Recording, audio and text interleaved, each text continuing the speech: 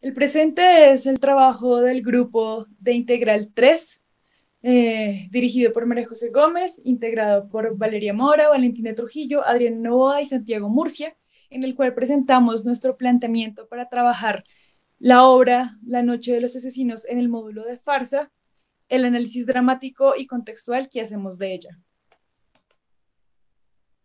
Desde la dirección, busca analizar la rebelión como la necesidad del ser humano y verla en la paradoja de el yo que soy y el yo soñado, el cual no nos permite alcanzar nuestros deseos y nos muestra obstáculos. Este conflicto atraviesa la obra, a Cuba, y nos atraviesa a nosotros como individuos, 5 estudiantes de artes escénicas en esta sociedad colombiana del siglo XXI.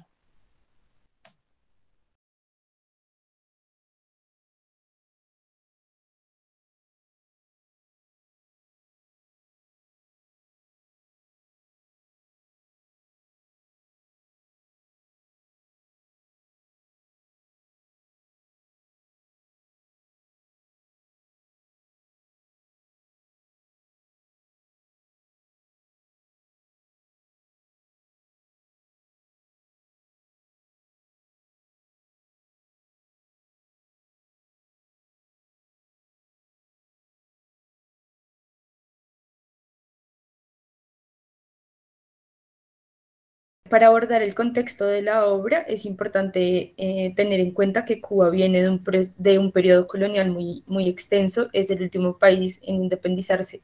En este proceso de independencia estuvo una figura muy importante que es José Martí. Él estuvo incentivando la primera gran revolución cubana y gracias a él se desemboca luego en la independencia de Cuba. A partir de esto viene un proceso que se extiende desde 1902 hasta 1909 y que se enmarca como la enmienda Platt.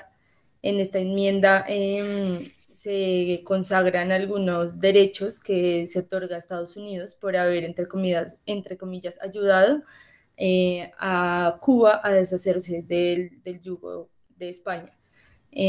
Aquí se enmarca que ellos pueden intervenir cuando sientan que están siendo amenazados y también que tienen el derecho a usar una parte de la isla que es el cuartel, la base de Guantánamo, perdón. Más adelante viene un periodo de progreso, un tiempo de progreso que fue como en blanco y negro. Este fue el tiempo de poder de Machado. En este tiempo hubo mucha estimulación al progreso, pero también muchísima represión hacia el pueblo y hacia las personas que estaban en contra de estas ideologías. De ahí para allá hubo un tiempo de transición, un gobierno de transición que desembocó en la toma de poder de Batista, que se da luego de la revuelta de los sargentos, que es ganado y bueno, como dije, desemboca en la ganancia de poder de Batista. Batista tiene una época, un mandato entre las sombras de la mafia de Estados Unidos y bajo estas sombras toma malas decisiones para Cuba que perpetúan la represión y la dependencia. Más adelante, bueno, este episodio fue conocido como uno de los detonantes más importantes para la Revolución cubana, que se da entre 1953 y 1959 y que tiene como primer suceso el asalto al cuartel Moncada, que va dividido en 3 fases y tenía como objetivo apropiarse del armamento para poder llevar a cabo la revolución. Lamentablemente son encontrados antes de llevarlo a cabo y deben exiliarse a México y volver desde el extranjero a reorganizar la revolución. Más tarde vuelven y tras varias luchas terminan ganando en 1959 la revolución cubana. Batista sale de la isla y de ahí para allá viene un periodo de muchas crisis y de muchas reformas de salud, de educación, de seguridad, y de reformas también agrarias que buscan enmendar un poco las desigualdades. Y para lograr esto, Cuba hace una alianza con las URSS que desembocan en un desagrado por parte de Estados Unidos, y así se llega a lo que conocemos ahora como los bloqueos que hizo Estados Unidos a Cuba.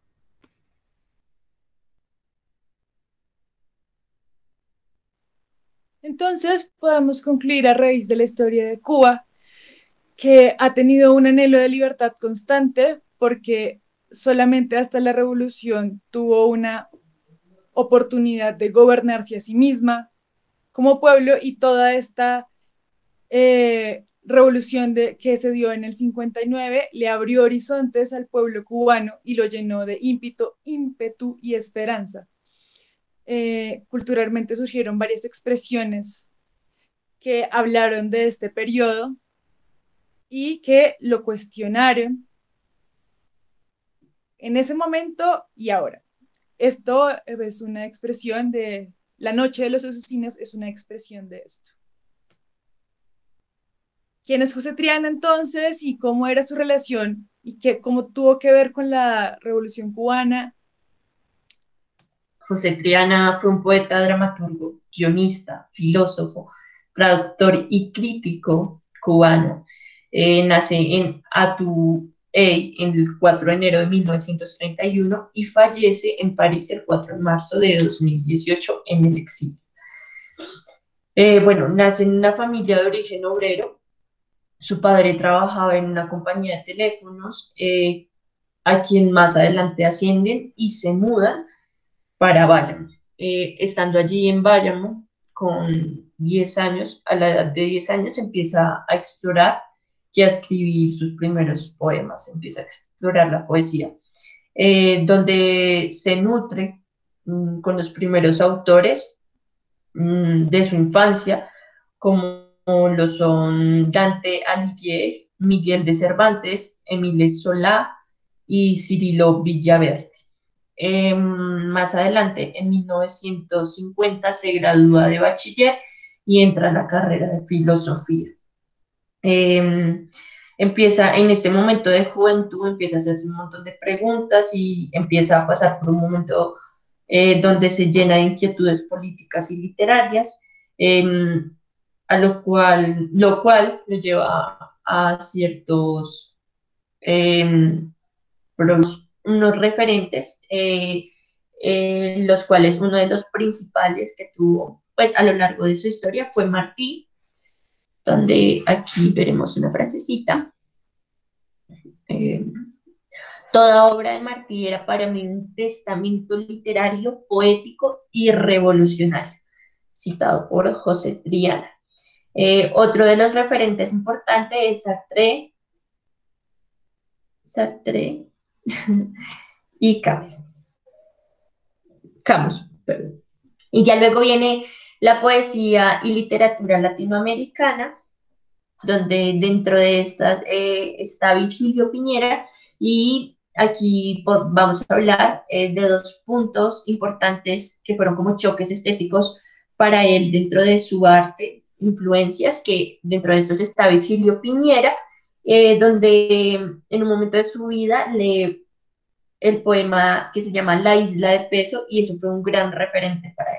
Ya luego viene la generación del 98. Okay. Y ya como segundo referente, el primero era Virgilio Piñera con el poema de La Isla de Peso, y el segundo, uno de sus grandes referentes, como decía ahorita, que fueron choques estéticos para él, fue el montaje de Las Criadas del Teatro Prometeo, la obra de Jean Genet, y fue una inspiración más adelante para La Noche de los Asesinos.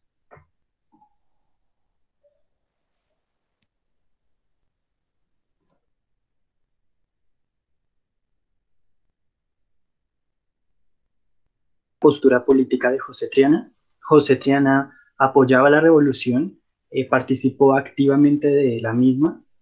Él ansiaba la libertad de decisión del pueblo cubano.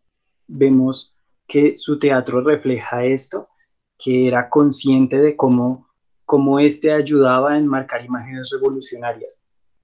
Tenemos aquí una frase que él decía, que era: yo me digo, si el mundo es teatro, si la revolución es carne de teatro, procuremos que el teatro y por consiguiente la revolución sean ejemplares, y tal vez, y solo tal vez, conseguiremos entre todos que el mundo también lo sea. Entonces vemos que José Triana escudriña con su dramaturgia en el marco revolucionario, en lo que guarda, en lo que oculta, sus secretos, en lo que deja fuera. Expresaba las molestias de las clases más bajas, más sencillas, y esto le permitió hacer como una lectura mucho más amplia de su contexto, le permitió hablar de la gente, del pueblo mismo. El problema en sí se basó que el concepto mismo de revolución atravesaba una crisis cultural. Vemos que el ser humano busca nuevos horizontes, siempre está en busca de cambios y transformaciones. Entonces, un sistema que impida esto, que censure este avance, va a generar incomodidad, va a generar crítica. Esto lo vemos relacionado, lo vemos en las obras de José Triana, lo podemos ver en estas, que son El Mayor General. Entonces, en 1957 vemos cómo esto muestra una historia contra la tiranía situada en la década de 1920 contra el periodo batista. En Medea en el espejo vemos esta metáfora de la vida cubana y de la necesidad de un acto de liberación. En La muerte del ñeque vemos una búsqueda de un nuevo orden y cómo en la vida de los cubanos se estaba reproduciendo, repitiendo estas mismas luchas de poder. Vamos a hablar sobre el regreso de Triana a Cuba después de su gira mundial. Entonces, él regresa en diciembre del 67, donde participa en un seminario de teatro, donde el propósito allí era crear como una política cultural revolucionaria, y para ese momento el Estado cubano deja de apoyar a varios autores como Virgilio Piñera, Antón Arrufat, Abelardo Estorino y hasta el mismo Triana. Les han quitado ciertos apoyos. Al terminar este seminario en el que se encuentra Triana, él lee una ponencia y es abucheado por todo el público, donde lo tildan de ser contrarrevolucionario y ser un infiltrado de la CIA, y también estar intentando infiltrarse dentro de los intelectuales cubanos e instaurarles ideas antirrevolucionarias, etc. Este mismo año, en el 68, que se casa con su esposa, es invitado como jurado de los premios de la UNEA. La UNEA, que es la Unión de Escritores y Artistas Cubanos, y allí se encuentra con una obra, bueno, donde él la elige, es amenazado. Le quitan su carnet de la UNEA y le dicen que se debe ir a trabajar en una fábrica. Él se va a trabajar en una fábrica de libros. En el 74 deja de trabajar en esta fábrica, le dicen que ya durante muchos años estuvo sin escribir, y en el 74 le dicen que tiene que dejar de trabajar en esa fábrica y puede volver a sus labores normales. Y en el 80 se exilia en París con su esposa. Los acontecimientos desembocan entonces en La Noche de los Asesinos, obra de suma importancia que se enmarca, como ya lo hemos dicho, en la Revolución Cubana. 3 hermanos se encierran en el sótano de su casa a jugar a el asesinato de sus padres. Y durante todo este juego ellos buscan liberarse de las reglas de su casa, y esto empieza a funcionar como una metáfora de la sociedad cubana y libera una situación muy específica de la Revolución Cubana. Es como buscar la manera de cómo me libero de algo. Entonces ahí habla de cómo la autoridad paterna está escondida en el subconsciente y muestra esos traumas más profundos. Entonces es como mostrar entre la realidad y la ficción, muy sutil pero a la vez muy profundo, es decir, lo que está bien adentro. Hay una lucha individual de cada uno de los personajes, entonces esa lucha está representada en todos sus miedos, en todas esas sensaciones que sienten, en todo ese malestar que van viviendo, pero ellos no pueden mostrarlo, digamos, mostrándolo tal cual, siendo ellos mismos que necesitan utilizar dobles, es decir, utilizar una máscara. Entonces, en ese sentido, eh, si uno lo habla, digamos, en un ejemplo claro, cuando uno, digamos, está tapado completamente o, digamos, solo deja la expresión de los ojos, hay la posibilidad de mostrar lo que se siente. Mientras tanto, cuando está mostrándose todo el rostro, digamos, ya sean los ojos, la nariz, la boca, es decir, toda la cara, ya está uno literalmente expuesto. Entonces, hay algo interesante es, por ejemplo, los planteamientos de José Triana. José Triana decía algo importantísimo y es que él decía que en su obra era una parábola invertida hacia atrás, buscar los orígenes, buscar los secretos, que está fuera de la historia, pero que sin embargo es la historia misma, es decir, buscar eso que desenmaraña atrás, que a veces, digamos, se omite o se deja a un lado. Entonces él dice, es necesario encontrar o desde ahí para encontrar la razón del conflicto, la razón de por qué se está dando o lo que se está sucediendo. Entonces, digamos, en una entrevista que les concedió más o menos en los años 80, él decía también otra situación o otro momento era que esta obra está involucrada muchísimo con el proceso revolucionario en Cuba. Entonces, él se pregunta a sí mismo, bueno, ¿contra quién se escribía? Contra todas esas medidas represivas. Entonces, era como una especie, digamos, de crítica a todo lo que se habla de que la nación o la patria es como lo femenino, todo lo que embarca, todo lo que es la ideología, la gracia, la cultura, y el Estado, que es el papá de benefactor. Entonces, hace como una especie de crítica de eso, ese papá benefactor, que es lo único que ha hecho es reprimir, oprimir, y al mismo tiempo quitar libertades. Entonces, él decía que el acto más raro es el acto de la libertad, y curiosamente es ese acto que ya se había, digamos, contado ya en mis temas compañeras, él siempre anhelaba la libertad, y de hecho todavía anhela. Entonces, siempre ha anhelado ese momento de soñar, de vivir y tener una mejor sociedad. En ese sentido, pues lucha contra un orden establecido, las banalidades y demás. Y algo muy particular también es que él se ponía, digamos, a cuestionarse de que es necesario el cómo pensar y no el qué pensar. Entonces, en ese sentido, llegamos a ese yo saturado de Beba, Cuca y Lalo. Ellos, pues, en cierta forma, yo lo identificaba como una especie de entorno personal. Lo relaciono en ese sentido porque, primero, ocurre, hay acontecimientos de su infancia que permiten no poder integrar una identidad única y necesiten plasmarse en varias identidades para poderse encontrar a sí mismos. Entonces, eh, casualmente ellos han vivido situaciones muy fuertes de su vida, especialmente por la represión de sus padres, por todo, digamos, se puede decir, el maltrato que vivieron de parte de sus padres. Entonces, en ese sentido, en la obra hay algo muy particular y es que ahí aparece algo llamado el doble. Entonces el doble nace del conflicto mental entre los hermanos al desear poder matar a sus padres. Obviamente no los puede matar físicamente porque no lograrían, digamos, muchas situaciones, en especial, por ejemplo, cuando hay una situación en donde, por ejemplo, Lalo afirma, reconozco que no sé moverme en la calle, me confundo, me pierdo. Además, ignoro lo que me pasa, es como si me esfumara.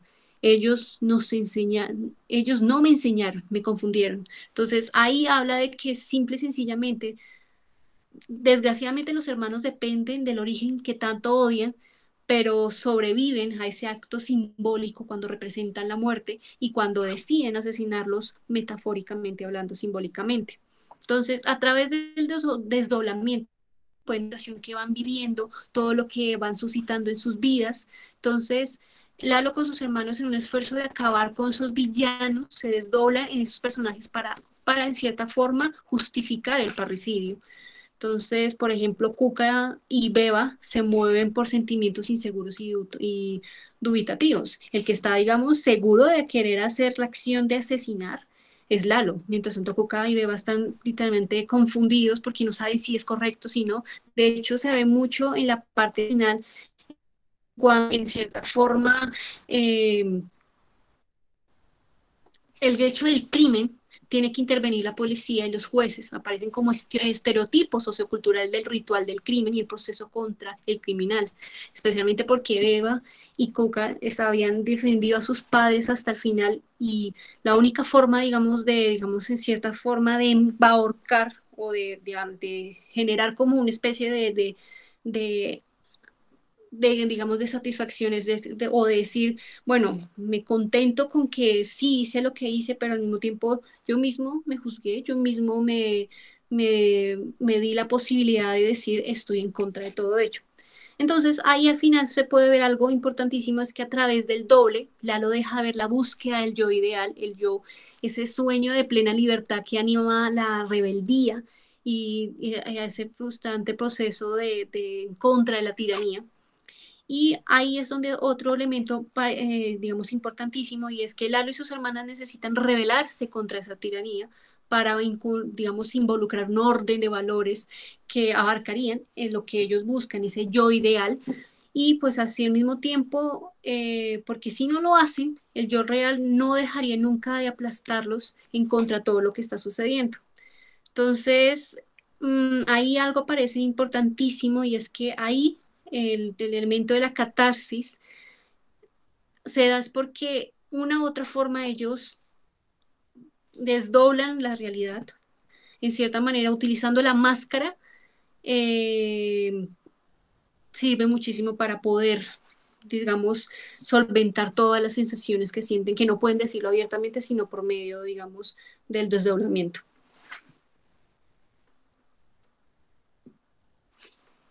Listo.